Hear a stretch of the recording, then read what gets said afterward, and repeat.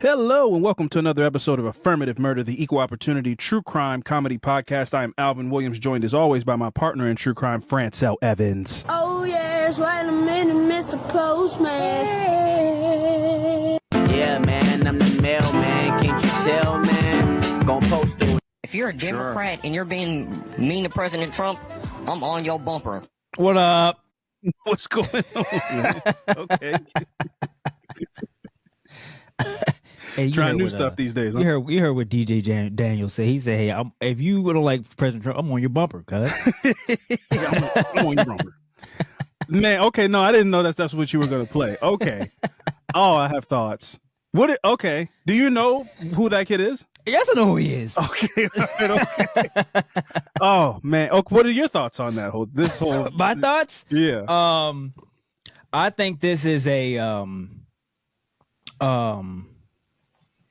man, I don't know where I want to go with this. Same. I think this is a play in a lot of our faces. I think this is a tactic to kind of win us over in a way. Sure. But I mean, like, It's some classic political theater. sure. Yeah. I mean, like, the kid is odd, he's funny. right. It's hard to kind of, it's one of those things where it's like, you kind of see what they're doing, but it's hard to take the negativity out of that. I feel like it wouldn't be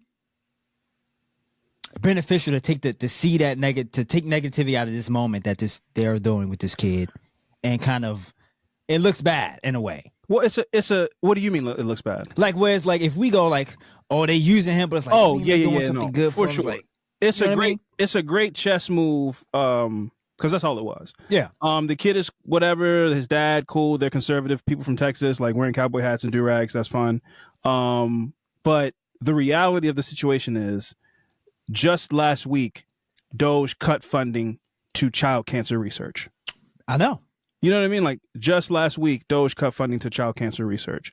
Just this, like, within these last, like, 45 days or however long it's been, they rolled back the, what do you call those?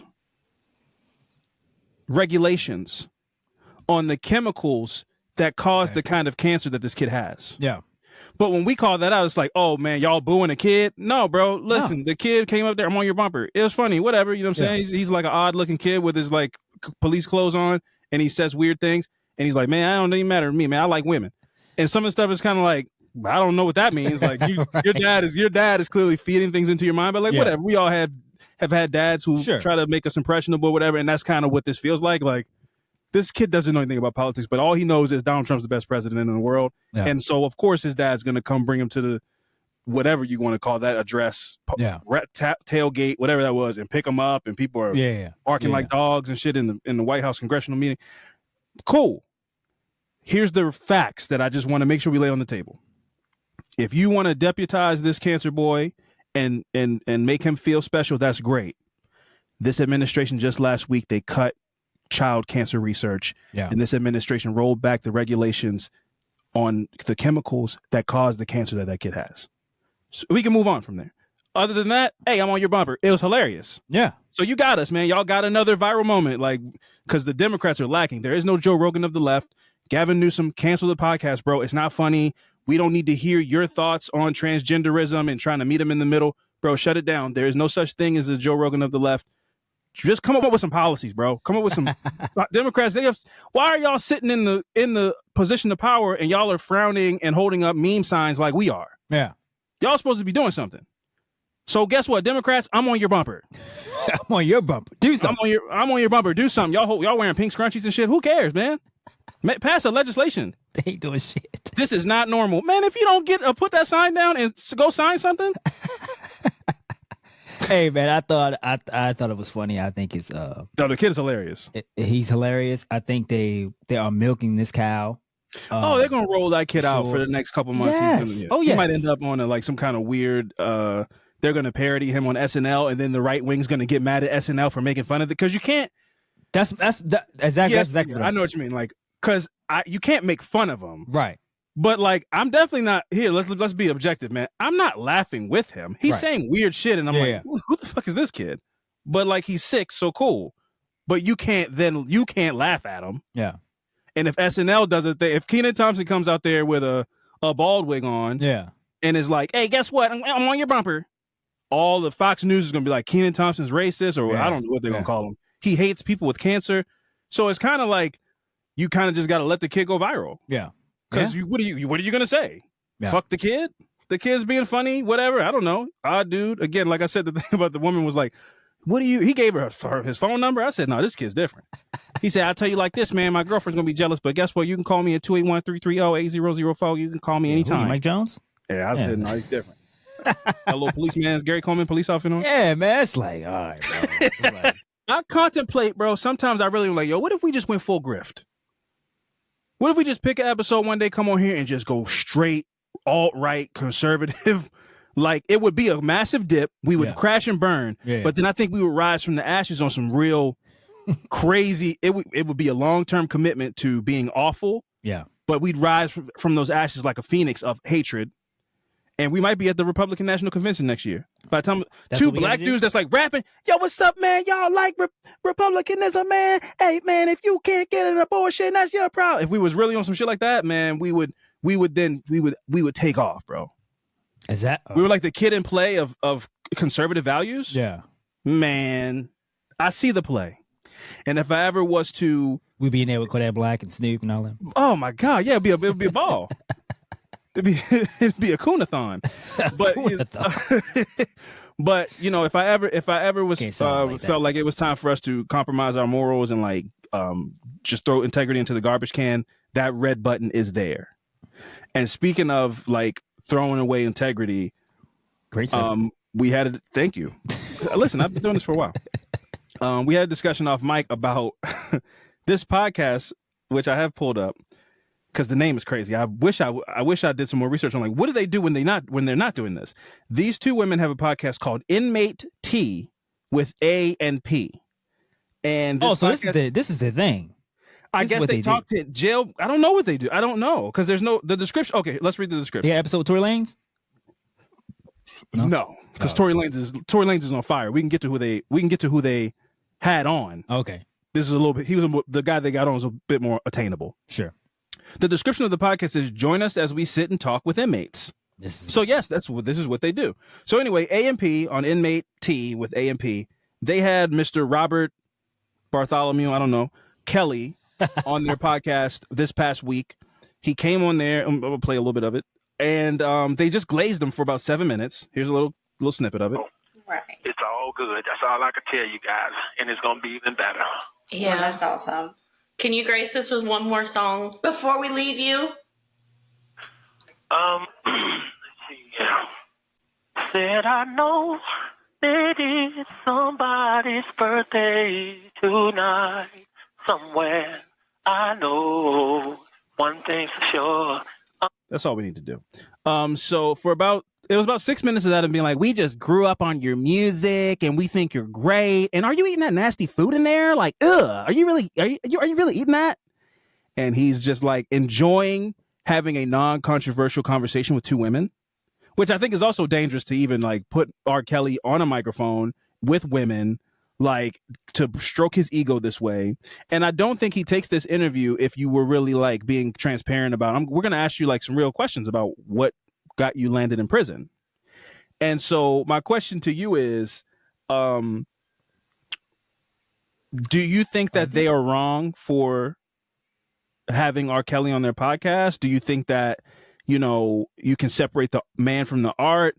Do you think that attacking the algorithm is always the objective, no matter, you know, integrity, all that stuff? It's all about content. Like, what are your thoughts on the choice to have a super controversial figure on your podcast and not hold his feet to the fire in any way? Just like have you on here, there's an elephant in the room and the elephant will just sit in the room. First of all, are these two white women or two biracial women? I don't know again, I hadn't listened to other podcasts, but one of them got real like, what's up, my man? How you doing? So I hope that the one that did that is black. I honestly cannot tell. She's very white passing. And I thought it was two white women. And I was like, you're putting a lot of sauce on talking to R. Kelly right now. And it's making me uncomfortable. I would look it up because I can't tell. But anyway, this is for the clicks for sure, man. I don't think you do this. Like, because we talked about it and you was like, you don't think this happens if it's like, this is a serious interview. No, I think he hangs up the phone. And first of all, how did he even get this set up? Do you talk to us? Like, does he have like an agent still? Or like, how does this?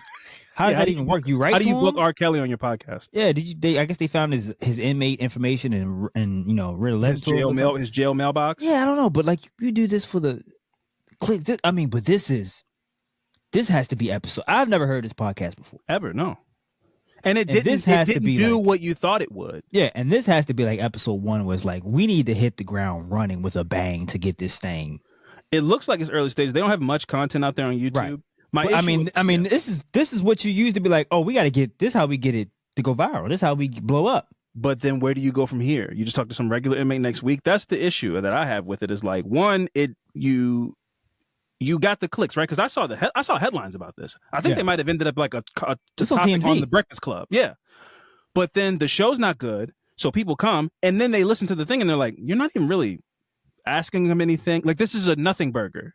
So you got all the clicks, you got all the attention, and then people get here and they're like, oh, the show's bad. Anyway, let's move on. So it's like you kind of blow your load as far as your show comes out super controversial, no substance, and then people aren't going to be tuning in next week.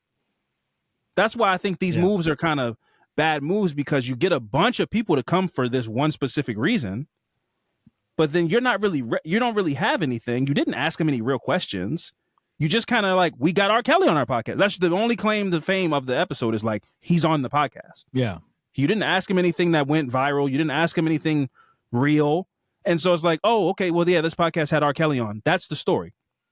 Not R. Kelly said this, not whatever. I'm innocent. He didn't say nothing that would continue to grab the headlines. And now that episode has came and went, and now you are back to where you were. Yeah. So But I they just didn't feel ask like, him any questions as far as like of that information to get that out of him. to make him hang the phone up. To make him hang the phone up, because he's not going to do anything to, I don't know, make his situation worse. I don't know. He wouldn't answer questions from Gayle King, Fran. Yeah. You remember that interview? Yeah. She's like, Robert, you have a problem. You're right. I do have a problem. My problem is people take advantage of me. So, of course, as soon as they would ask them a question like, so are you regretful of the things that you've done? The only thing I'm regretful of is how people used me and then threw me in the garbage when I've been nothing but good to them. But I'm going to hang up the phone now. You guys have a great night. Somebody, goodbye. Yeah. That's how it would have went. As soon as you ask any kind of tough question. Yeah. It clearly is for the clicks, and it's like there is no. They got him. There is no moral behind this, or like they don't give a shit. It's like that's why I was questioning, what are these white women or what? Because like, I'm sorry, it plays a part. People may go race, but I'm like, I think it plays a part. I think that if a black podcast, TV show, whatever, was to have R. Kelly on their podcast and only say, I believe I can fly. Yeah. That's the only reason you bring him on the show. They would be torn to shreds by everybody, because there are several documentaries that show you the horrible things that he did to black women. Yeah. There was a couple of like Hispanic girls sprinkled in there and stuff like that, but he took black women from Chicago, black women from Miami, kidnapped them essentially, brainwashed them, all these things. So that's why I go, yeah, maybe, listen, it's one white woman and one white passing woman. If she's half white or half black, I don't know, but they are two women who get to like have a little kiki and a laugh having R. Kelly on the phone and don't have to answer to anybody. Right. And anybody that is coming to them and is like, you guys don't even listen to this podcast. This is JLT with A&P. This is what we do. And they don't have to answer to anybody being like, why would you have this monster on your podcast and not even ask him any real questions about the things that he's done? Right. It's like, we just thought it'd be funny. Yeah. One of my best friends used to love Move Your Body Like a Snake Ma in high school. And so we always make jokes about that song. And we heard it. We had a chance to get him on the podcast. And so we got him on the podcast. So why are you making a big deal out of it? And now they're mad at you. Yeah. For even having the audacity to ask questions about why they did. But also it's like, okay, what's your other lineup though? What are your other guests that you have interviewed? Is it like all celebrity inmates? Is it other celebrity inmates, or it was just like, we can get R. Kelly on it and we just get him on the phone, we just glaze him about his old music?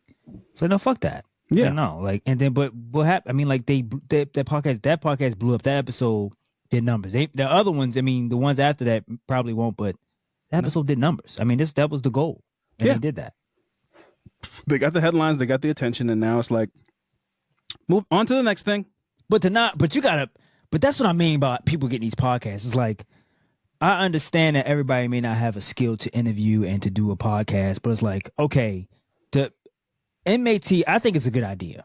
All right. Yeah. But you have to build on that. So it's like, okay, well, we're going to ask him a question about I Believe I Can Fly when he did the soundtrack, was that soundtrack on Space Jam, but then you throw in, all right, so the documentary that came out, you kind of have you throw him off a little bit. You got to. But when you just like on there glazing him about his fucking career, it's like nobody gives a shit about that anymore. Like, what is this interview about? It's like, I don't want to hear about fucking. We all like doing your thing. We all like it. We don't need to tell him we like it and then have him be like, yeah, I did make that song. Bro, we all know he made some classic songs. Ask him some real shit. But switch it up. Or don't do it. And if you're not going to do that, then don't do it. But or ask him like, how was it working with Michael Jackson? Something where it's like, that's informative. I would listen to that, when they was in the studio. Something like, but sitting there glazing them about fucking the same shit, some songs that he made. I don't care about. I love Step in the Name of Love. You're like, yeah, thank you. That was it for like 8 minutes. That's all they did. Yeah. I saw an article that you said this about this. What about that? And if he goes like, yeah, I'm not talking about that. I'm not talking. Ask him another question. Rot in jail. You know what I'm saying? Then you antagonize him. Yeah, fuck off. If we got him, I would just antagonize him. And if he hangs up the phone, oh well. But if he doesn't, if we get into some kind of back and forth, maybe I can sneak something out of him that's informative and like gives you some insight into his psyche. Yeah. But if you're not going to do that, then why are you even go let this man go lay back down on his bunk bed? You're rotting there. Yeah. Make a honey bun cake. Something. Yeah. Man, I tell you, those jail meals. Those jail meals. Yeah, you sent me one the other day. I was like, that's complicated. Bro, they took the icing, they scraped the icing off a ring ding and then compiled it like off 12 ring dings, made a ring ding, bro. Whatever it was, that was a icy honey bun. Whatever it was, they took it and they made it into like a fondant. Like the kind of cake icing you see people make on Cake Boss. Yeah. And made an 8-layer cake with Pop-Tart jam and all. It was crazy, man. The prison system is very interesting. The things that it teaches you, I'm fascinated by. But to see somebody make a whole damn cake in a Tupperware container and then flip it upside down like a pineapple upside down cake was crazy. Yeah, but they wasting. Now you just gotta throw away honey buns. Well, no, you're eating them, but you're taking them to the next level. You make a cake that's 40,000 calories. Did they use the honey bun too? Yeah, the honey bun was like one of the layers. Oh, okay. No, they used the honey bun. They mash it down flat to make like a cake layer. Then they do Pop-Tart jam, the jam from the middle of a Pop-Tart. Yeah. Make that as a layer. Then they do like all that sugar. Oh, it's crazy. It's insane, man. Everything they're crushing Fruity Pebbles into a fine dust and then mixing it with water. In jail, right? Has to be like high case of diabetes. I have to imagine so, with terrible health care. I mean, prison reform, man. They in there eating tuna fish. Either you're getting super jacked or but you might even be jacked with diabetes in prison because like the food that you're using to get the fuel is crazy preservatives and everything. It's insane. So shout out to everybody that's doing a hard bid. They need to get some salads up in there. I'm sure that's not expensive, right? Salad? Some salads. You ever been to a healthy restaurant or healthy fast food place? Man, you might get a salad or some pickled ginger and one tea that tastes nasty because there's no sugar in it. $46. What about farms? Why they have them? Why they do all that farm their own land crops? They got? They farm their own crops out there. That gets a little bit too slavey, though. I guess you get to reap the rewards at the end. You can't win, man. It's like, all right, it's like, what are you supposed to do? Now we can't grow crops. Now it looks slavish. Yeah, you can't. Wait. All right, everybody, we're gonna do our sharecropping day. Everybody, get out there on the chain gang. Go ahead and start watering the crops out there. Bro, it ain't cotton. You're not gonna start singing songs. You get a bunch of people together. They're gonna, they're doing work. You're gonna start rapping, singing songs. So,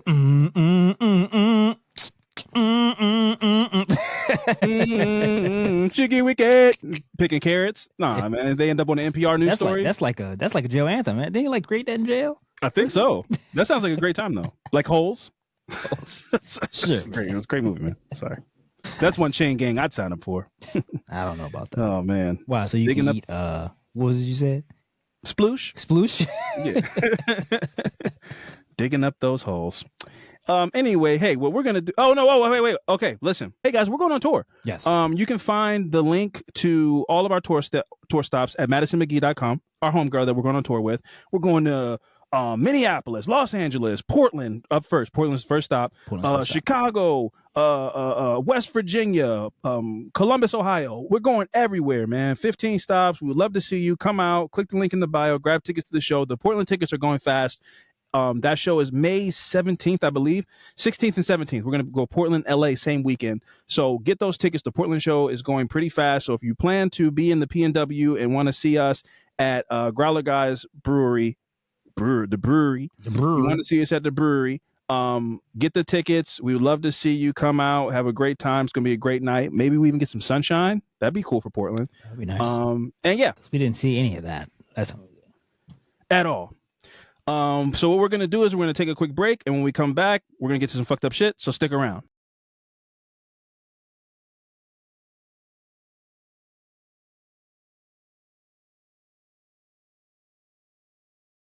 All right, and we are back. Fran, this week our affirmative murder is an important episode because it's a great reminder for why CODIS and a lot of the other DNA databases exist. I have a lot of thoughts about a story like this because there's so many unsolved murders out there, and I feel like I'm sure there's people working on this, but I feel like we have no idea how many people might be guilty of other crimes who have already been caught for something else. You know, serving 10 years for aggravated assault, serving life for a murder, but they murdered these other 5 I think that's people. I think there's a majority of people who's like, oh, this person already been, and they haven't been caught because like they're already in the system and they're already in prison. So it's like you forget about those people because like, oh, they already been caught for something. So you kind of forget unless DNA evidence comes into play. Yes. But this is, and other than that, it's like you don't think to question the people that's already in the system and locked up. Mm-hmm. You kind of looking for somebody who's already going to run, maybe possibly committing more murders. You kind of, and I think detectives probably forget about that too as well, unless they kind of get some information about something like that. But I think as a detective, if I was a detective, I wouldn't even. And that's why I'm not a detective, because I would be trying to look for somebody that's already out on the run. Yeah, somebody that's like living freely, having gotten away with committing a crime. Yeah. But yeah, like I said, that's why like a CODIS and these other databases are important, because when you get booked and processed, they take your fingerprints. They don't. I think you have to volunteer your DNA, if I'm not mistaken. Volunteer, so you don't have to. I don't think they swab you as part of an intake process. I could be wrong. I know they fingerprint you. They check you, check all your crevices and everything, but I'm not sure they automatically swab you and run you through the system. I could be wrong, but if if I am wrong, that'd be great if they did that, because then you're automatically flagged for something else. Yeah, that should be like mandatory though. Like that's crazy. I've heard of stories where you don't have no right to get a warrant. You have to get that building. Well, you have some level of rights, but you can get a warrant to get a DNA swab in prison off of a prisoner. I don't think it's just like, yo, you're in prison, so open your mouth. Open it up. Yeah. You can get a warrant though. Like you can get a warrant and be compelled. Like, but again, I'm not. This is me saying if you've been in prison for 10 years. Oh, okay. I don't know if an intake process, like when you are brought into the jail. That should be mandatory. Yeah, we just swab you, get your DNA right off the bat. If it's not like, and I could be wrong, if it's not like that, I'm sure it's headed in that direction at some point. Yeah. Because there's really been a crackdown. Before we even get into the story, I will bring it back around, but I just read a whole NPR article about some dude in North Carolina requested a firing squad death. I saw that. For his I saw that. For his execution. And that is they did it, didn't they? No, they're setting it up because they're saying they're basically talking about some of the logistics around it, saying like if you're a part of the firing squad, the room that they're going to do it in, because they're not going to do it outside. My guess is because like a helicopter or a drone or something could fly overhead and see it. But you're shooting a gun in a room, it could ricochet off a chair, hit one of the gunmen. Right. So they're still trying to kind of going over the logistics. But anybody who wants to see that happen in that like gallery, since when you can be able to pick how you get the death penalty? I think you've always been able to pick, like if you want to go electric chair or lethal injection. That's still an option now. You can probably still go to Burger King and get like chicken fries, but they're not advertising the chicken fries. Right. You know what I'm saying? Like, I mean, that's on a secret menu. Yeah, it's like we might have a bag of some freezer burnt chicken fries in the like if you want them, technically we still offer them, but we're not telling people about it anymore. So do you commend this guy though? Well, it's like, because because that's hard. Because because it's that's like going well, hard? I'm kind of getting what I deserve. Like whatever I did was evil. I don't know. And, Like, I don't want to even get into his. No? That's a hard question to answer. I'm more so like, why are we even letting? Why wouldn't you just say no? I didn't even know it was an option. So I'm shocked about that alone. That's what I mean. It's like off the books. Like you can technically ask for it, and I guess we have to oblige. It's like in Game of Thrones when Peter Dinklage he asked for trial by combat, and they were like basically he was found guilty and sentenced to death. Mm-hmm. But then technically you can ask for trial by combat, which means like if I win, I win the fight, put me against your best fighter, and if I beat him in the fight, then I get to walk away. Yeah. But he's a little person, so everybody was like, "What? Why would he? Who the hell is he going to fight?" It was a whole thing. This is when the show was still good. But my point is, everybody was shocked because it's like, you can ask for that, but who the hell asks for that? But you can also say no. Why can't you say no? That's what I mean. I'm more so like I'm less about like I don't care about the guy why he did it or how he. It's like you could just go, no, we're gonna give you the electric chair or give you lethal injection. No, you're not getting a firing squad. Look how long this is taking. They got to fucking get the logistics and shit of it. Yeah, you got to bring in a bunch of like human rights people. Like, are we allowed to do this? You got to do all this like talking and rigmarole. And I'm against that. I'm against the death penalty anyway. But this is like insane. This is like escalating it to a level, and I get concerned because if it happens, who are the people that does the firing squad? What if we get into a position where we live in this crazy like sycophantic ultra nationalist world that we're kind of in? And what if it becomes a thing where it's like, do you want to win an opportunity to become a guy on the firing line for the next execution? Yeah, maybe not even a job, like a raffle. Like I don't even work in the prison, but I won the raffle. A juror. Yeah, but I get to be one of the shooters. I'm on firing squad duty. I might get fired. Yeah. Get called to get a I won a raffle. Yeah, I won a raffle. Homeboy would get up on that immediately in 10 years. Who? I'm on your bumper. Oh. He would lay a convicted criminal on death row down happily. So like, yeah, I don't know. Who's in that room doing that? That's kind of crazy. That's what isn't that traumatic? Like what kind don't we have to like that's what I'm saying, like the logistics around all of it. Automatic did he get like a sentry gun? What if he's still alive? Is there somebody's job to like walk up on him and walk him down and headshot him or you stand over him? This is insane. Like, and what do we say about those people that do that? That's traumatic to them. Like their psyches, the PTSD, or if they're just fine, that means they're crazy. And are those people police officers that are just okay with like lining up and shooting people 50 times? You get it. You get a sentry gun, and then you just close the room off and just mow them down and then open the blinds back up. And then you put the blinds back up. Yeah. I mean, you should automate it. That's insane. It's crazy, bro. And like, then you got to question the people that's like willing to do that. Or watch it, but willing to be like, oh, I'll get a fire squad. Yeah, that's what I'm saying. Like, oh yeah, no, sign me up. I was and the first person black. on the list. List is crazy long. It's like a fucking, what's the little things called they used to have? Like they used to like a scroll? Like a scroll. Like from the Black Cinderella movie? It's just a scroll of people who just like Christopher Rupert, Benton, Pinton, Tana, Skevin, Kevin, Michael Johnson, Jumba. It's like rolling down to their feet. Yeah. No, so all the people that want to line up to shoot this black person? No, that's crazy. That's insane. But that's what I feel like we're opening a Pandora's box. It can get deep and nasty. Yeah, I don't like that. I think you can just go, no, we're not doing that. We'll get this needle and then that'll be it. That's done. That's what do you want for your meal? Why don't you focus on what your last meal is? Yeah. He's like, I want to eat a bowl of baby shit. It's like, damn, I mean, I know that's on the menu from 100 years ago, but nobody asked for that anymore. Who gave you access to this old menu that we have? Yeah. I want a cake, but I just want the ingredients. He just eat it himself. Anyway, with all that being said, this is the story of Alexander Wayne Watson Jr.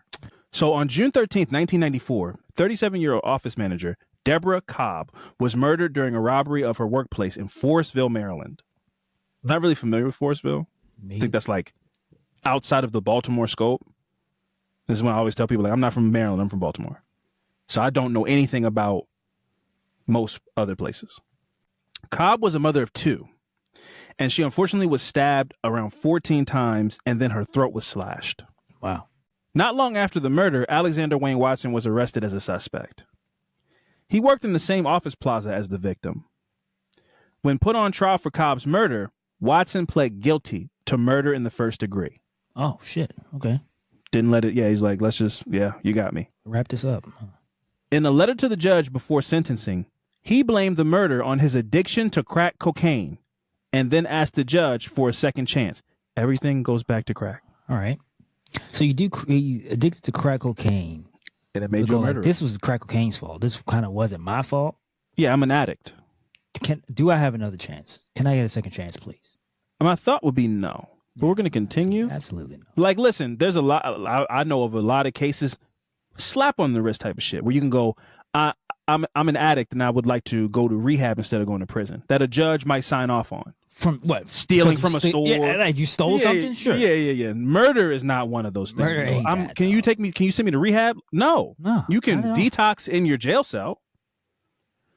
So the judge sentenced him to life in prison without the possibility of parole, obviously.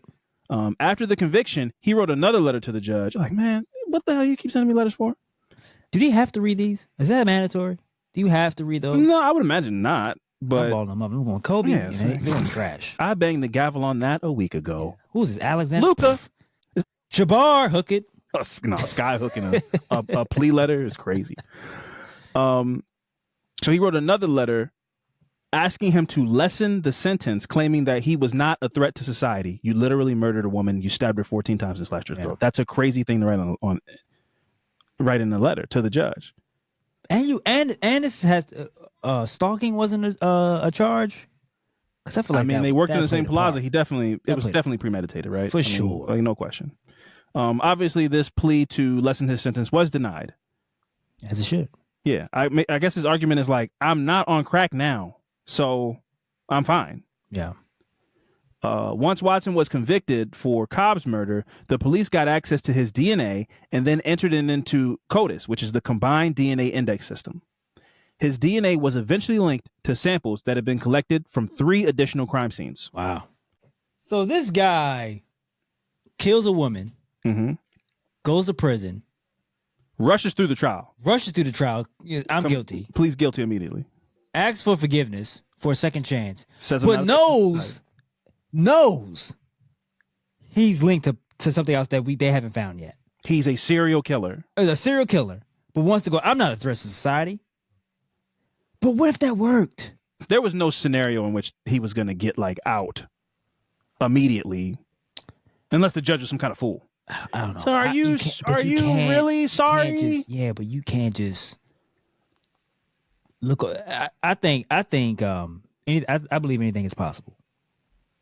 And I'm not. Sure. It's one of the things where I'm like, I don't know. I don't know if I'm confident to say that you get the right judge who's an idiot, who's incompetent as a judge, but and he gets off or less time, parole, or you get an incompetent prosecutor and they violate his rights at some point in the process. Yeah, and then it's like, well, mistrial. I'm saying that's if he get it. Just imagine if they was like, all right, it was the one. If he did this when he was like 18 or something like that, when it was like he was young and he didn't know any better. See, that's a hard one, because there was just this past week as well. There was a kid who killed a rapper in Texas and his daughter at a car wash. Yeah, Lil Rob, I believe, is the rapper name. Terrible, yeah, the kid's like 17, 18 years old. He's under 21. It is a good chance that he might get life with parole, because they can't give the death penalty to a guy that's under 21. And I don't think they can give life without parole to somebody who's under 21. So he's going to get life with parole. I didn't know that. That's new to me. Yeah, in Texas. Oh. He's going to get life. He's going to get life, likely. Maybe not. Maybe they make an example out of him because it went viral. But there's a good chance he gets life with parole. Can you hear that? Yeah, but I can clean it up. These kids, man, make decisions at 16, 17, 15, 14 years old that affects them for the rest of their lives. And obviously it's like, yes, taking the life is horrible. A 15-year-old making a compulsive decision, that's a hard one I have when you're talking about a stupid judge and all these things. It's like, I do think that those factors should be taken into place in certain examples. I can't agree with that. I just can't. You think a horrendous murder is a horrendous murder? Yeah, but it's like, that always can't be the excuse, man. It's like, this guy was a grown man, by the way. It's just what. Yeah, some of these kids need to be held accountable for the terrible decisions they make. Obviously, he's young, and then they get older and be like, well, he was young, and so you can't kind of hold that against him at a young age. It was like, at some point you go, all right, well, we got the shit is on TV, the shit is in the music, the shit is everywhere.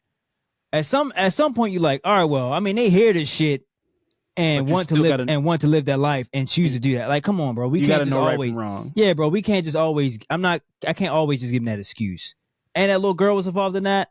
Yeah. No, man. No, hell no.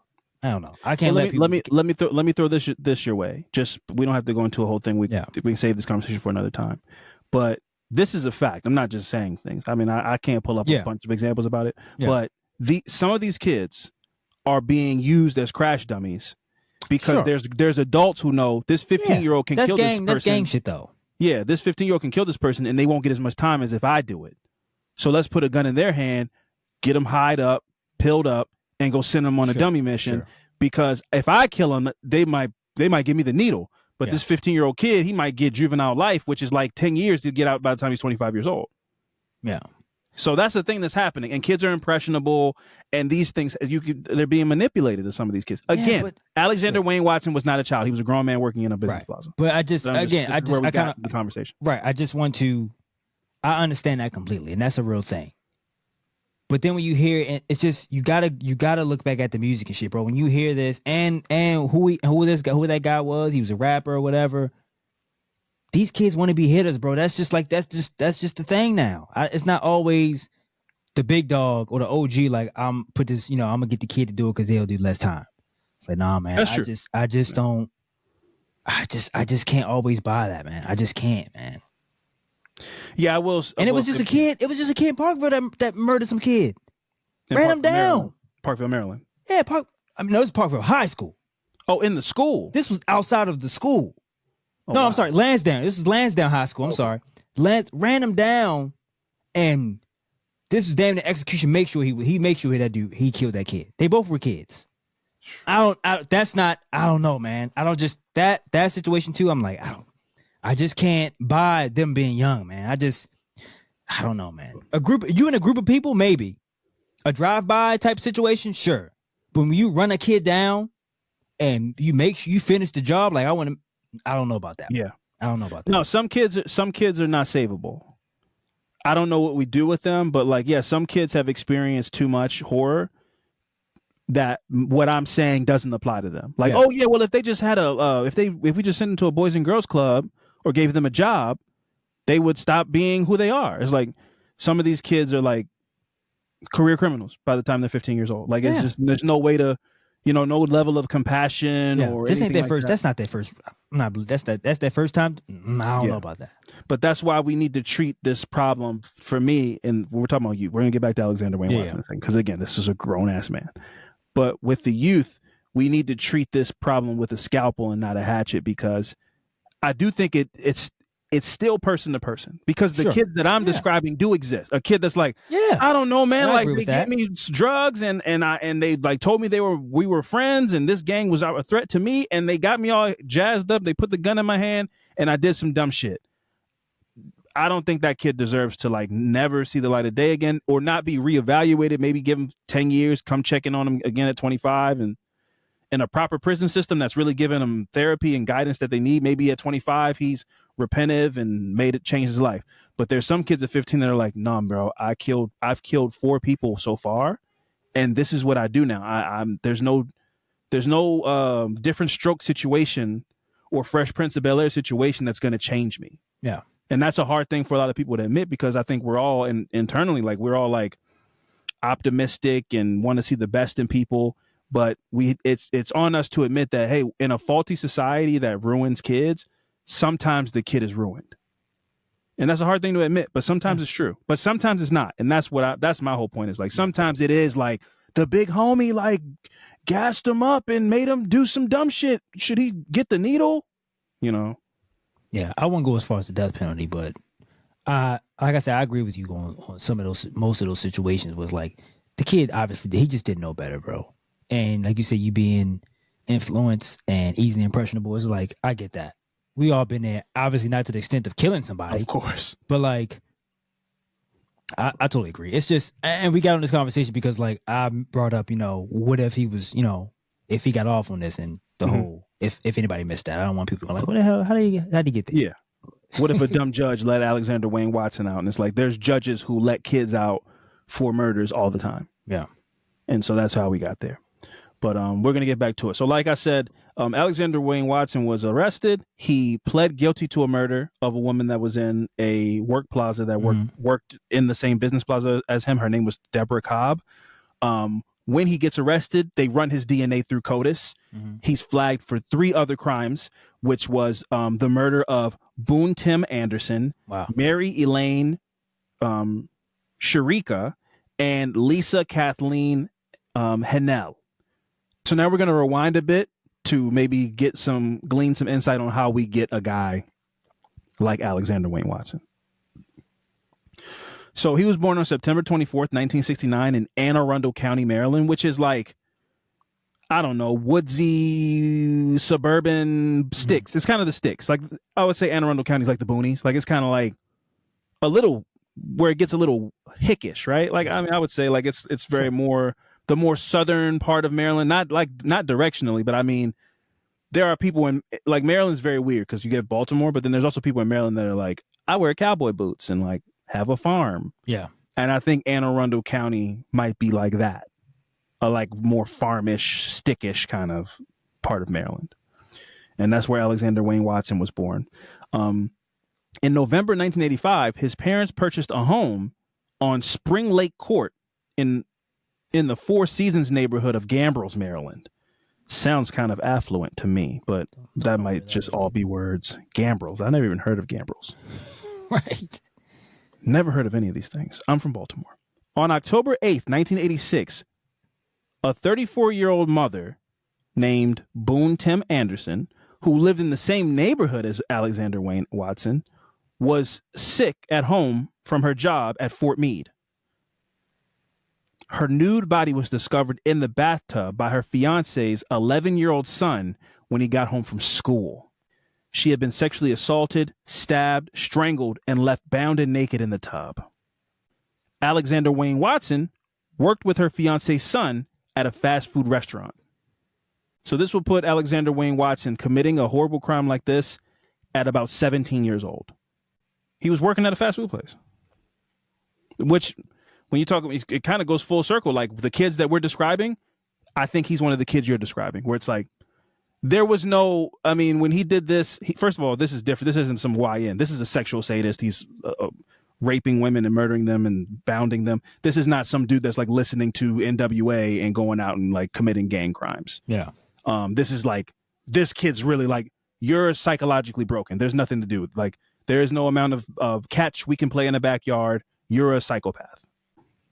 On May 23rd, 1988, a 37-year-old mother of 2 named Mary Elaine Sharika was out on a jog before going to her job as a paralegal, but failed to make it to work. Her fiance later reported her missing.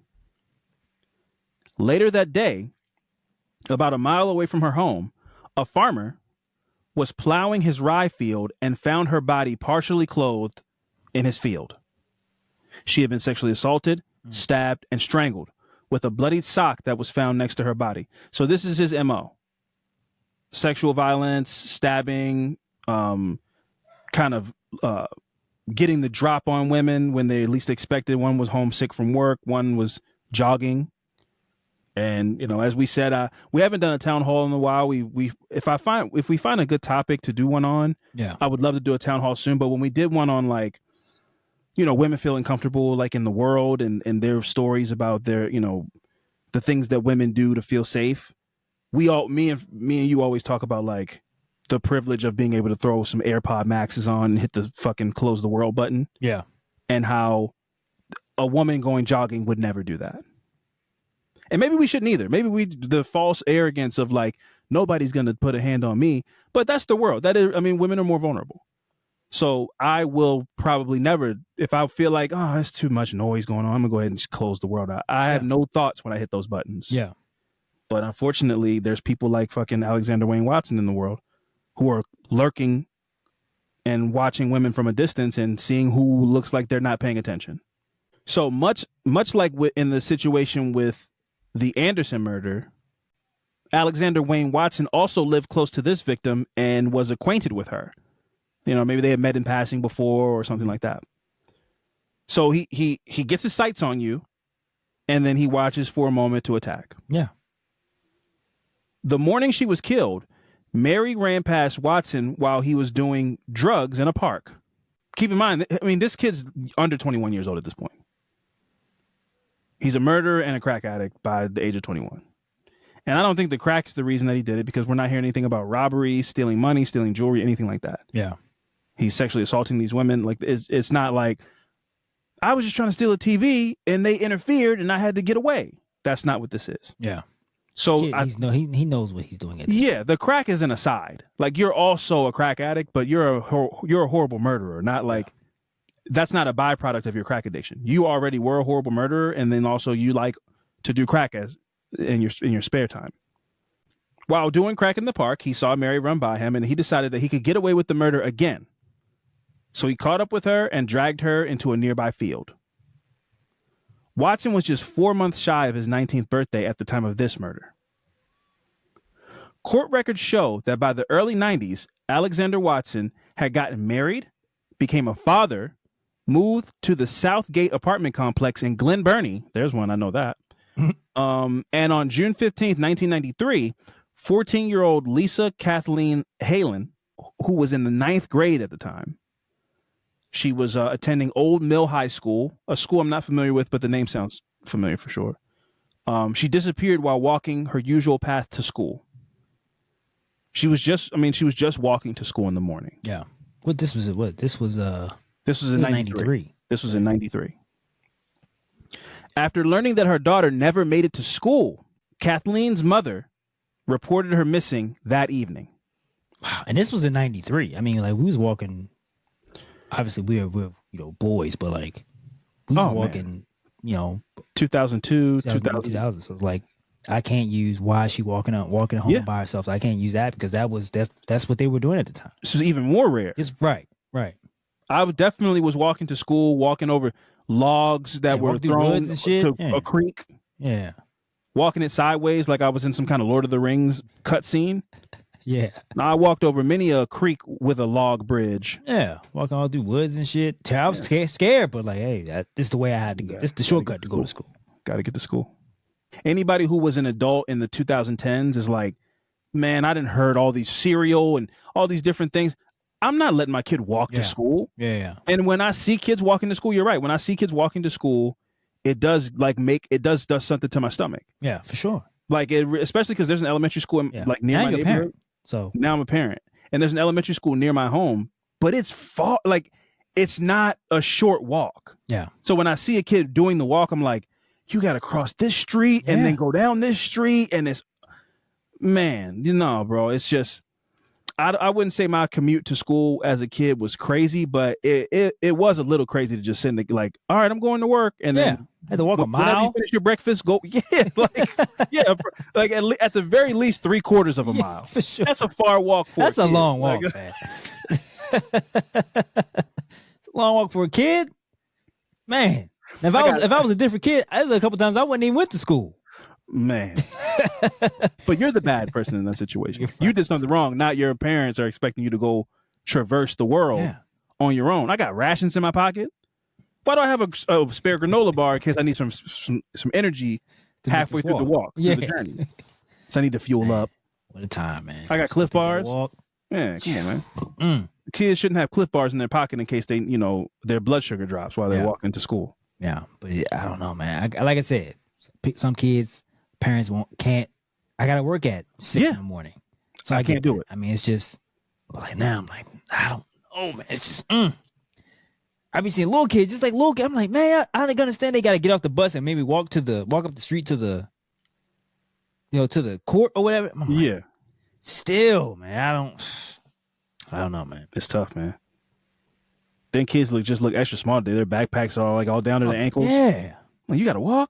Look how little your legs are. Yeah. Right. That book bag is way more than you. It's going to take you forever to get to school. But then don't think you can be like, man, that kid's got a long walk.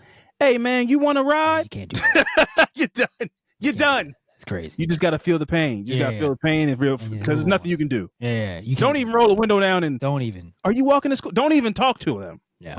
So that's the craziness. Like, that's the dichotomy of the world. You live in. You feel bad, but you have to just feel bad because you can't engage. Yeah. You don't even want people to know you were looking at. I didn't even notice this kid. Yeah. I didn't even see him walking to school. What kid? Yeah. But I'm in the car just sad, man. Dang, you gotta walk all that way. Yeah, it's a long walk. Well, can't talk to you. I end up on some kind of list. Yeah. Just got. That's why we adamant on like you gotta make strangers. Do not answer the questions. Run, yell, something. You don't know this person. I don't give a fuck how nice you are. Yeah. No adult, because just me, like, even in this situation I'm describing, I'm the most safe person in the world. I know the perception. Yeah. So even if somebody is fine with just avoiding the perception, they're a creep. Like, like a kid should be like, even if you think they look nice, they can't be nice because they're not thinking about how this looks. Right. They're yelling out their window to a kid. That means they're not safe. Yeah. Because they're not thinking about, what if another adult sees me talking to a kid right now? Yeah. That's the first thing I'm thinking about. Because I'm preserving myself first. Right. I care about kids, but like, I'm not going to look like a creep talking to some kid. Right, yeah. That's the first thing I'm thinking.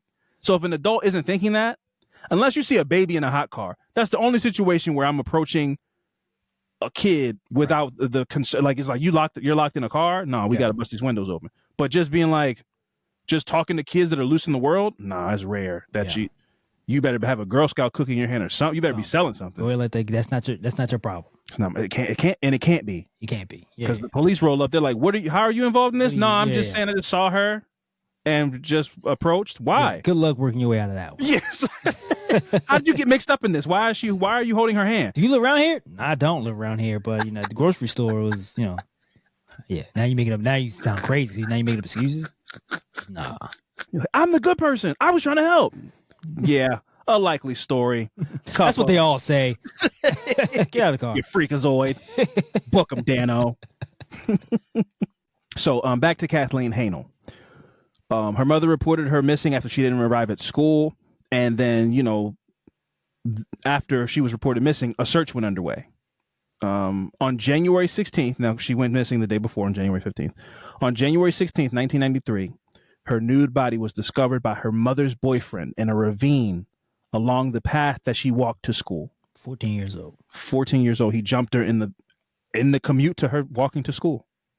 And again, this is a different time, 1993.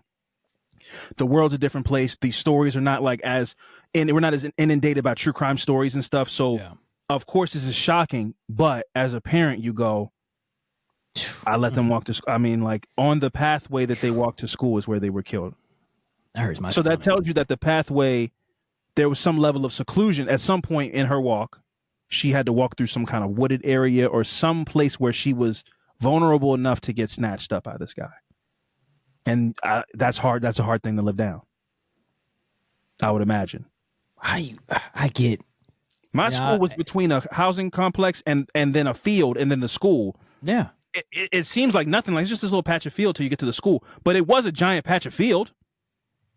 Yeah. You catch a moment where there's like no cars coming or something like that. It's like, but I just, we always have this conversation. You go often where you like, hey man, cause you're not a crazy person. I'm like, how do you see a 14-year-old child walking the school, book bag on, and then do something so gruesome? Man, it's inconceivable, man. It's inconceivable. Wow. And then just go on and really be like, I'm no threat to society. That's the part I can't get over. He wrote that letter earnestly, like, come on, man. What are we doing here? I mean, I know I killed a woman, but that's not me. Knowing they had done all this shit prior. No, right. So Kathleen was almost completely nude except for one sock. She had been stabbed and strangled, but unlike the other victims, she was not sexually assaulted, so no seminal fluid could be collected. Now, I don't know if that's because she was young, he had some level of remorse or shame or something like that. Maybe it was a timing thing. Maybe another kid had walked. Yeah. It's a pathway to school, so another kid could have walked by or something like that. We'll never know, right? The killer's DNA was obtained. This is right up naked, though. That's the. This is what I think that okay. In speculation, it's like I think he was going to sexually assault her. Yeah. And then something threw the timing off, or he got distracted. That's what I think. I could be wrong, but that's just something impeded it. I think he intended to do that, and it was stopped by something outside of his control. But this is right up your alley. So like I said, the other 2 crime scenes, there was seminal fluid left because he raped them. But with Kathleen, he didn't. So there was no seminal fluid. But what was found near the body at the crime scene, there was a discarded Newport cigarette that was found close to the body, which had traces of Lisa's blood on the burnt end and saliva from the killer on the other end. Slipped up, huh? Yeah. Watson lived in the same complex as Lisa Kathleen Hanel and her family. On July 12th, his hunting ground is really like anybody he sees. This is not somebody he just happened to see that one day. Like he's could have been watching this girl, probably following her a couple times. Mm-hmm. Yeah. To come up with some type of plan to know when he can. What's the best opportunity I have to get her when she's vulnerable? Yeah. This is his MO. It's what he's done the other 2 times. He finds you at your most vulnerable possible moment, and that's when he strikes. On July 12th, 2004, Watson was charged with sexually assaulting and killing Anderson, Sharika, and Hanel, the 3 murders that he got flagged for after murdering another woman and pleading guilty to that. So about 10 years later, it all came together and he was found guilty for the other 3 murders.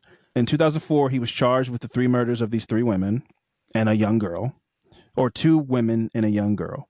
And on August 16, 2007, Watson escaped the death penalty by agreeing to plead guilty and meet with the families of the victims. Okay. Shackled and seated, he spent 6 hours meeting first with each of the 3 families individually, and then with all of the relatives as a group. Now, this is interesting. I don't know. What do you need to know? Sometimes people I just want to look you in the eye. I get that. Yeah. Mm-hmm. I think it's as deep as that sometimes.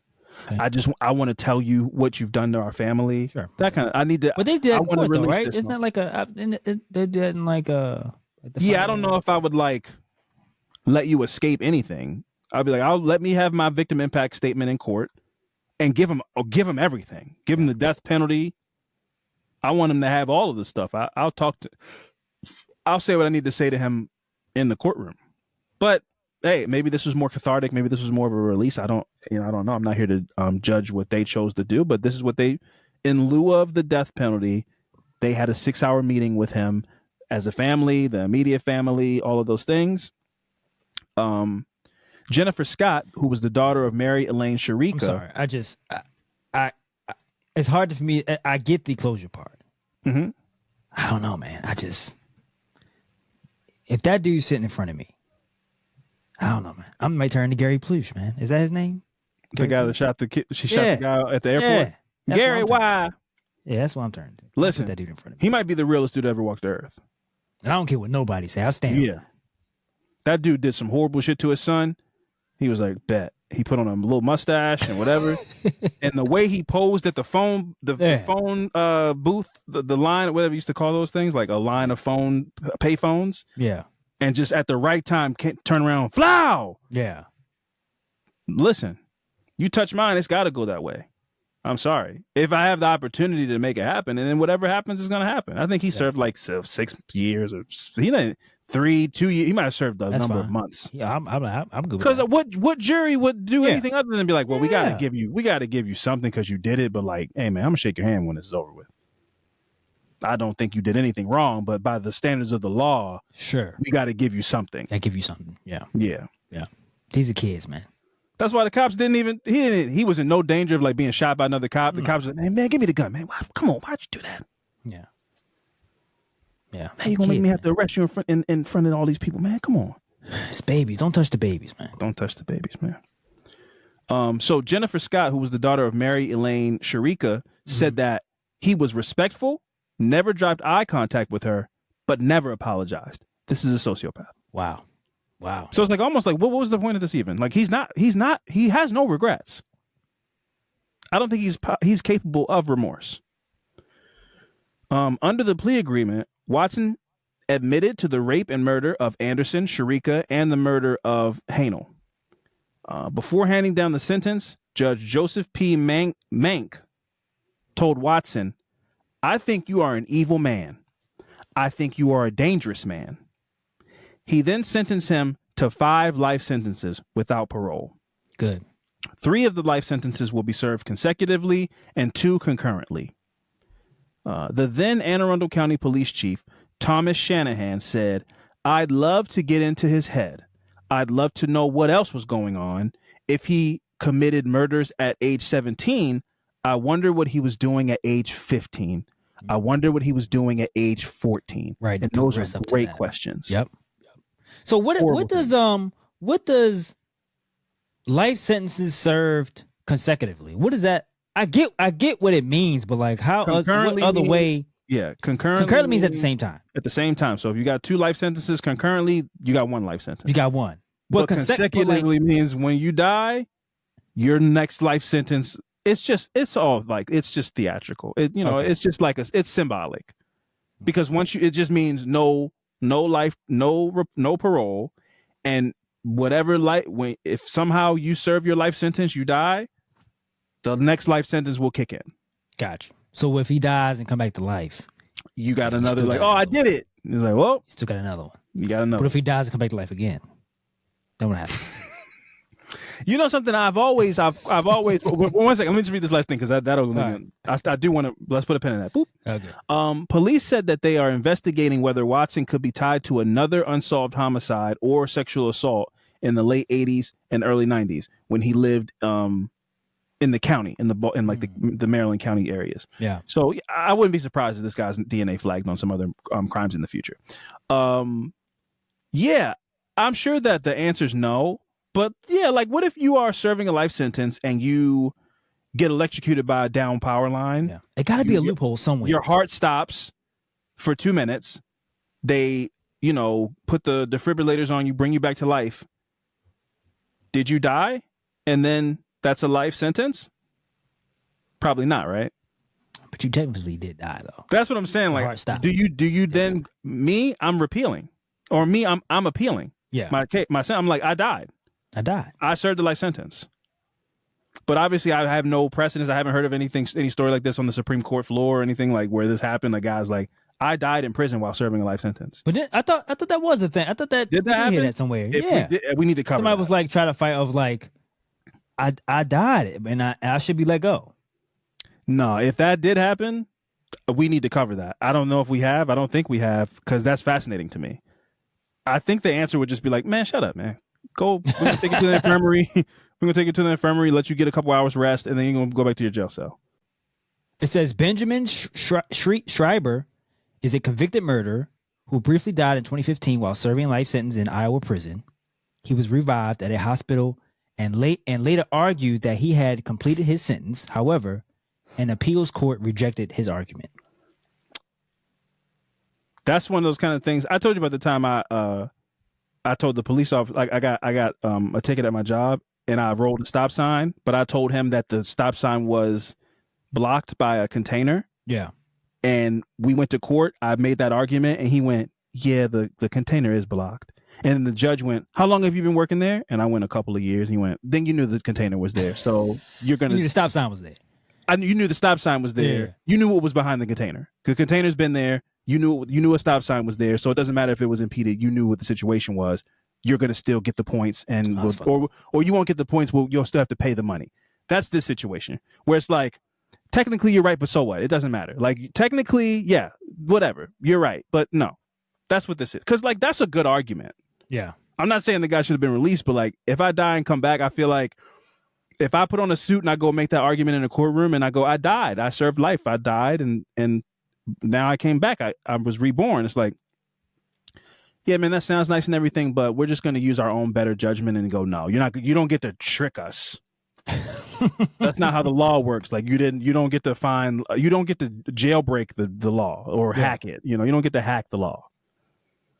And maybe you do sometimes, like, I'm sure, but a lawyer, there's no lawyer that, if that was a thing, more lawyers would be like, hey man, listen, when you go back to your cell tonight, maybe you take a little bit more of that headache medication that you have. That's what I was going to say. Yeah, like, this would be more. It would just be a trend, and so people would just try to catch on and try to manipulate the system. So, like, yeah, that's what I was going to say. They're like, you might not come back, but if you really want to get out of prison, you got life either way. So I mean, like, what do you lose? Take some extra Benadryl tonight, and if you call me tomorrow, I'll get on it. Yeah, I'll get you out on a 65-25, whatever. It would be more precedent for it. Like it would be a thing. Yeah. Right. Yeah. But then you got to Like- go now. You got to change everything. Yeah. So no, it's not happening. Laws. They call it. They had that in that movie Focus with Will Smith. Yeah. He had a fail safe where it's like they called it like the San Francisco 46, which is when the whole scam falls apart. Yeah. They have this guy come in. He's like, I'm his dad, and I'm the person who put the whole scam together. And then he shoots Will Smith, and then it's like, oh damn, he killed him. Right. The whole scam. We're never gonna get our money. But it's like I shot him in his arm, chest. Yeah, I shot him over not here. Yeah. That would be what this legally. That would be what this is. Like you might not come back, but if you come back, I can get you out. Yeah. So if that's not the case, then yeah, this guy, what's his name again? You just read Benjamin Schreiber. Yeah, Benjamin Schreiber he was just flying. He was doing his own thing. He went rogue. His lawyer didn't advise that. No. He definitely he like literally almost died. He almost died. Like this was not intentional at all. And he told his lawyer like, so I can get out, right? I served life. He's like, nah, that's not how that works. He's like, no, fuck that, man. You're fired. I'm gonna go try this myself. And they were like, no, get out of this courtroom now. Nice try. Yeah. So, but yeah, no, that was the story of Alexander Wayne Watson, man. Rest in peace to all those women who, just were living their life and came across a real predator, man. Like a real deal predator, like stalking. Yeah. Cold, heartless, unapologetic, a real deal monster. Before we get out of here, Fran, do you have any recommendations? You've been watching anything good? I haven't, man. I've been working a lot. You've been on that grind? I've been working on the grind, and sports it's about that time of year where it's, the playoffs are coming in NBA, March Madness. Well, yeah, I mean, we can talk about that. How you feel about the Lakers, man? Do you think they're the real deal? I do. I think my only fear is that they got hot. I think the trade plays a part in that. They got better, but they get hot. But I think they may end up at the 3 seed. I don't think they're gonna keep the 2 seed because LeBron is out 2 weeks. Yeah. So they still got Luka though, so they be all right. Yeah. It's interesting to see. Because sometimes, like in the NFL, and I don't know about this in all sports, sometimes you feel like a good roster is a good roster, and I think sometimes you get caught up in that where you go, if you got the best 2 guys in the league on your team, then everybody knows how to play basketball. And over the last couple of years, you've seen like that super team stuff. That's not the league has been. It's almost like how Ronda Rousey came in the women's UFC at a point where it was still kind of its infancy. Yeah. So that armbar shit was working crazy. She went on like a crazy run. Like nobody could stop the armbar. And then the talent caught up. Yeah. The league over the last like decade has caught up to like, man, listen, I don't care how good of a player you just got in free agency. If it's not coaching and you don't got a real good team. Yeah. Depth. Yeah. Yeah. It's not going to work. And watching the league adjust to that made it really interesting to see like, oh, okay. Now you get a guy in JJ Redick I'm talking about where you go, all right, well, you got these 2 talented guys, but like they can't compete with these teams that have been together for years and they have all this chemistry stuff. It's like, well, no, if you're a good coach, you can figure it out a little quicker than the average person. Yeah. So it's kind of an indictment on a lot of people who've had super team talent in the NBA because you go, it's one thing to have a super team and be like, all right, roll the ball out and you just go be good and you go be good. Yeah. You scored 30 against the last team. An average coach. Now. Yeah. Yeah. Yeah, that's what I mean. Like any coach that's like, well, you scored 40 in your last team, go score 40 now. Like, nah, bro, you got to put the schemes together. And watching JJ Redick take this team and how he's scheming them is like, oh, wow, okay. So if you have the talent, you still need good coaching. For sure. Because Kevin Durant's on a team with a whole bunch of talent, you would think, and they are terrible. They are terrible. Yeah. The Phoenix Suns are a terrible basketball team. And they have Kevin Durant and Devin, all these things, really talented guys. It's like, nah, bro, you need a lead. That's why you need a head of the snake. Yeah. So it's bigger than just basketball, bro. You can have you got to know where to put people. That's why you need a good leader in every institution in life. You need somebody to be like, listen, I'm going to maximize what you do. Yeah. But also this is not 2008, 9, 10, 11, 12. The years are different. Yeah. It was like, it's not, the talent is not abundance of talent that it is now. So like if you had a big 3, it's like, they're gonna run through the league. Nobody's stopping. Yes, You don't need it's a just you not need even a that decent coach. And, That's why I use the Ronda Rousey example, where it's yeah. it's LeBron James and Dwayne Wade, and then everybody else in the league. Like, you know, like 15 years ago, that was scary. Yeah, because those are two freaks, and everybody else just like, I mean, I'm good at basketball, but like, I'm not a freak. Now, freaks are just kind of more common these days. Right. Yeah. There's no more like Steph Curry, Kevin Durant, and Klay Thompson. Like when that happened, everybody was like, well.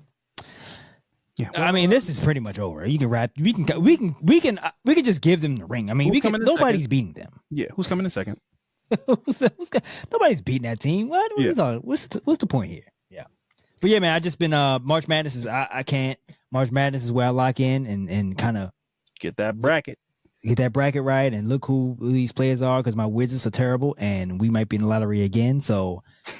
Cooper Flag, hopefully we get him, or that other guy. I can't remember the other dude's name, but like, yeah, man, I'm locked into sports right now. And hockey, I don't know if you watch hockey. You should definitely. I don't, but I should check it out. Playoffs is about to start. Hockey is intense, man. It really is intense. My dad got me watching the playoffs. Yeah, my dad got me watching that shit, so it's intense. So are the Golden Knights in the playoffs this year? Are they? I don't know. I'm asking. That's the only team. Oh yeah, I don't know. Why? Because they're Vegas. Yeah, I got Vegas ties. Okay, all right. Yeah. Go check out a game or something like that. Yeah. Oh, yeah. We should go watch the Capitals game next season. For me, I've been watching Common Side Effects on HBO Max. It's super cool anime. Anime. Trippy. Right. Yeah, it's trippy. It's trippy, man. It's deep. I think I talked about it before, but it's about this guy who he's an odd looking guy. It's an anime, so whatever. But like, he's an odd looking guy, and he finds this mushroom that can cure anything. I think you told me about this. Yeah, and then Big Pharma's trying to kill him because they're like, yeah. You told me about this. If he makes this available to the world, then is this foreign? Is this like a foreign anime? No, it takes place in America. So it's like a Adult Swim type anime. It's like an Adult Swim kind of anime. Okay. It's got that Boondocks kind of anime style. It's not like some crazy like they're jumping and flying and shooting laser balls and rainbows. It's none of that shit. It's like it's none of that shit. It's like real. It's a real thing. What I'm describing is what the show's about. It just is a cartoon. Okay. Yeah. So what is it called again? It's called Common Side Effects. Common Side Effects. Yeah, it's like, man, it's wild. And then when they take the mushroom and they go on this crazy trip and they come back and they're healed, it's wild. It's deep, man. It gets kind of philosophical and spiritual, and I'm really rocking with that. I finished Paradise, man. You didn't, right? I haven't yet. No. I'll save my thoughts. Okay. There will be. Let me catch up. They got a season 2, so there will be a season 2 coming. I don't really like how it ended. I'll leave it at that. I don't like the finale of it, but I still like the show. I still think it's good, but the finale kind of made me go like, it's not as based as I thought it was. Like I thought the show was going to be like, once the first season, like maybe the best first season of a show of all time, and it kind of left me a little bit lackluster on the last episode. But it's been a great season, and I really enjoyed Paradise. So that's 2 for me. Oh, I did watch. I don't know. I think I talked on the phone about this, but I don't know if I told you. I watched season 2 of Mo. I finished watching that. You did. We didn't talk about it on the show. Yeah, So I did finish watching that recently. Mo season 2. Oh man, I love that show so much. I love the first. It's funny. Yeah, it's funny, man, and season 2 kind of, if you're not informed on the conflict of the Palestine type thing, is like he hits home with that. Yeah, and he kind of, because I've heard it on the news, but like when he in the show, you kind of like, oh, I see what's happening to his people and his family and stuff like that. So it informs you on that, and I love that show, man. I hope it's in season 3. I love that show.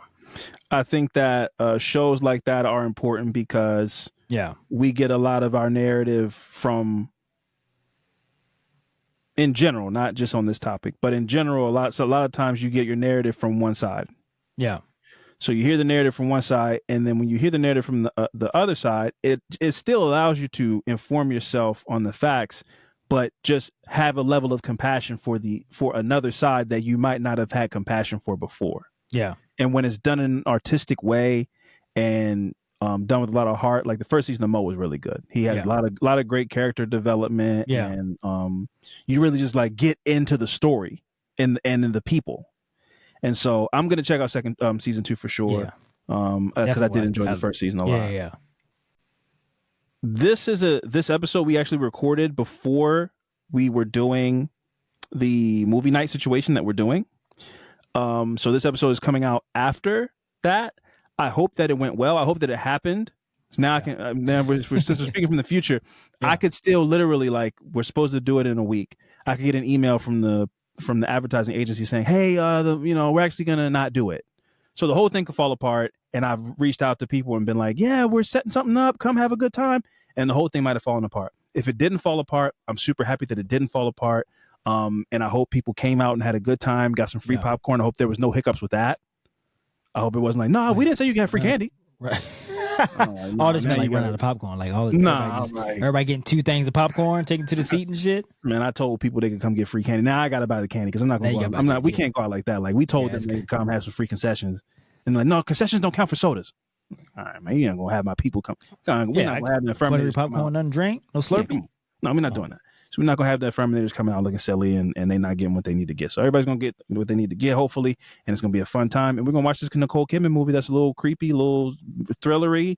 And I'm looking forward to it, man. Like this was a super cool opportunity that we had to do something fun and give back to our listeners in a fun way and reach out before we go on tour. So if you had a good time and you want to catch us at the Baltimore show, which if it goes how I've planned, where the movie theater is that we're doing the screening is right across the street from the venue that we're doing the live show. Yeah. So you'll get a feel for if the drive wasn't too bad. If you do come to the screening, if the drive wasn't too bad, you come right back around in a couple months, come catch us at a live show.